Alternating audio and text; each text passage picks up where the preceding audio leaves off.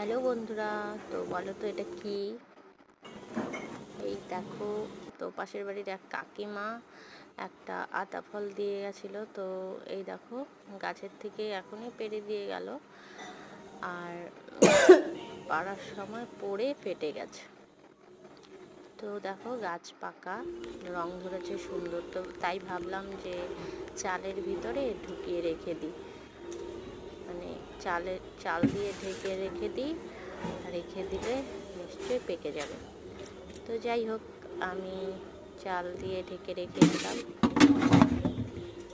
তো মাঝখানে একদিন চলে গেছে, হঠাৎ করে আবার পরের দিন চাল নিতে গেলাম যখন, তখন দেখি হাতে কি লাগছে। তখন মনে পড়লো, ওহো, আমি তো আতা ফল চালে ঢুকিয়ে রেখেছিলাম। তো এই দেখো, কি সুন্দর নরম হয়ে গেছে, দেখছো, পেকে গেছে। আর ফাটাটার মধ্যে না তোমার হচ্ছে চাল ঢুকে গেছে।